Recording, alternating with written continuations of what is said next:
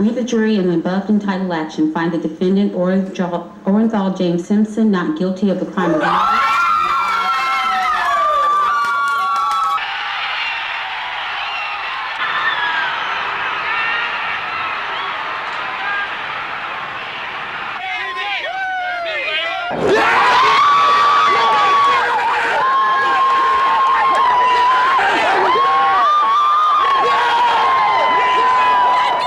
You know, it's amazing to me that despite how much progress we've made, that not much has changed over the last 30 years. Race relations in the US are getting worse every single year. 60% of Americans view race relations negatively, but nobody has an answer on how to actually fix the problem. And unfortunately, that's leading to situations like today, where a crime that had absolutely nothing to do with race is now being turned into a racial and political talking point. Because I guarantee if this was 2 black kids or 2 white kids, nobody would be talking about it like this. And that's actually what got me to thinking, how did we end up here? How did we get to a situation where every single injustice has to be viewed through the eyes of race? Well, let's go back to the last time racial tensions were this high and see if we can't find some kind of explanation. On March 3rd, 1991, Rodney King was savagely beaten by the Los Angeles Police Department. 4 officers were involved in the attack, but only 2 of them ever served any prison time. The acquittals led directly to the LA riots in '92 that killed 63 people and caused over $1 billion in damages, and that was only stopped after the US Army and Marine Corps helped restore order to the city. Something that isn't all that widely talked about is that King himself actually spoke out against the riots. And I think it's a message that we all need to hear. Buddy?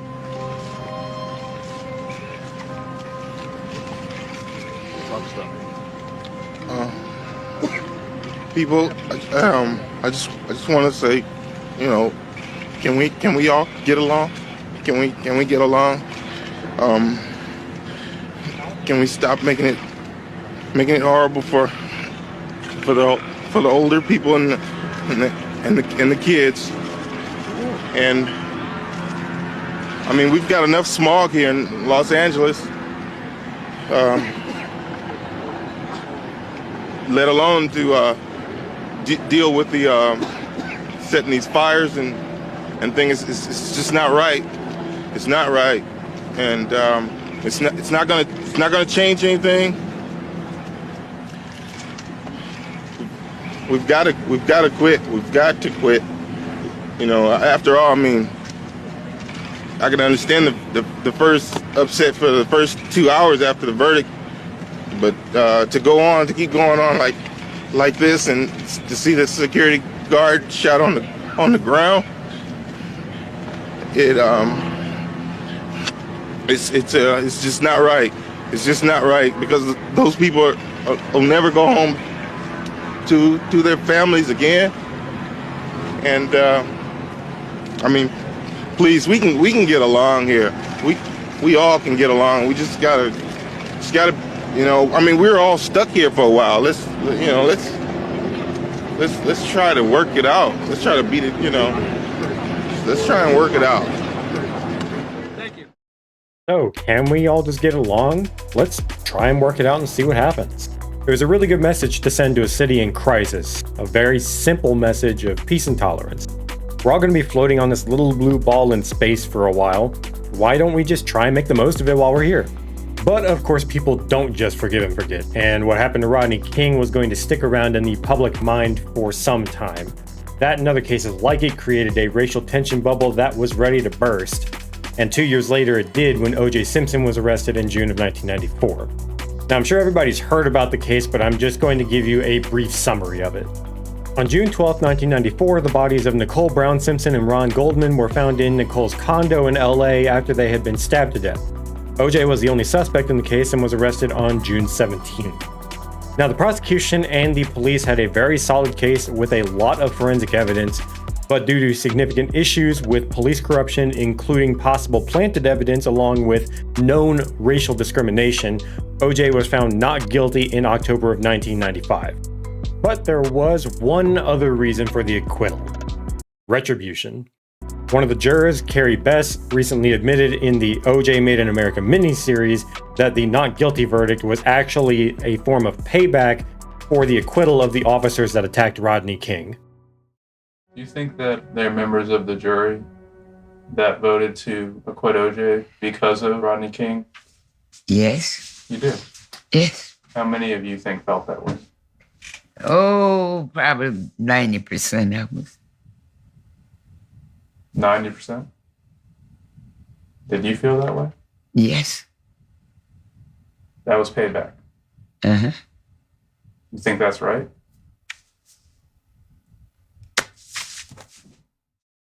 Now, obviously, acquitting OJ for what happened to Rodney King wasn't the right thing to do, but when you have the full context over what had been going on the previous years, it's not exactly surprising either. The Black community was extremely unified at that time due to the ongoing racism from the LA Police Department.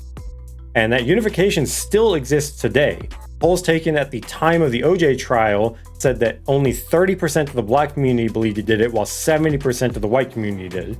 Polls today show that only 50 to 60% of Black people believe that OJ was guilty versus over 80% of white people. Now, I bring all this up to point out that the Karmelo Anthony case is actually looking to be in a very similar social situation to what the OJ trial had. Racial tensions are once again bubbling up due to police misconduct over the last few years, this time against people like George Floyd, Breonna Taylor, and Philando Castile, and people are once again starting to unify based on racial lines. Black people are coming out substantially in support of Karmelo, and white people are coming out substantially against him. And again, like the OJ case, this had absolutely nothing to do with race initially. There was no racial motivation that anybody is aware of currently that happened in this instance. It was just a case of a black kid and a white kid fighting, and the white kid ended up dead. And again, this is all just due to the renewed racial unification going on across the country. Another example of the racial unification surrounding the Karmelo Anthony case is the exact way that it's being spread on social media and other cases that it's being compared to. A good example of this is that despite there being no evidence of this, it's being spread that Austin only approached Karmelo because Karmelo was black, or that Austin had previously bullied Karmelo again because Karmelo is black. The last one is actually kind of a weird thing to present and spread online because that could actually be used as evidence of premeditation for the stabbing, but I'm just going to leave that one alone for right now. There's also comparisons being made between this case and the Kyle Rittenhouse trial. I'm sure you've seen this picture at least one other time on social media. And again, this comparison is only being made because Rittenhouse is white and Karmelo is black.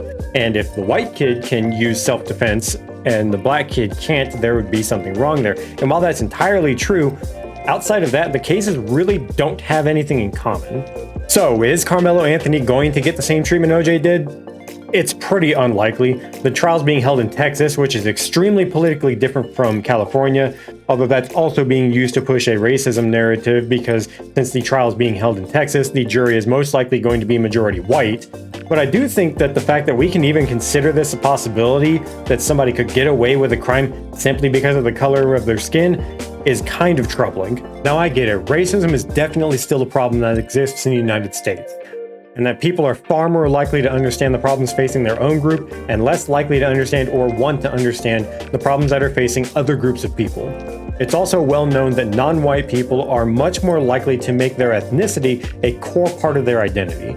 And while I understand that to some extent, we still need to realize that there needs to be rational limits to how far we let tribalism, especially around race, dominate our view of the political world.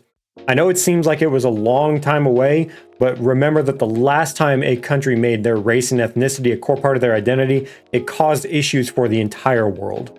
I think we all need to take a massive step back and look at things with a fresh set of eyes. There's definitely a lot of problems facing our world today, but in the words of Rodney King, we can all get along. Let's try to work it out. Let's try to beat it, let's try and work it out. But hey, I'm just some white guy. What do I know? Hey guys, thanks for watching the video. If you liked it, make sure to leave a thumbs up and subscribe. If you didn't like it, make sure to give me a thumbs down and tell me what I got wrong. I appreciate you guys for supporting the channel. I hope to see you guys in the next video.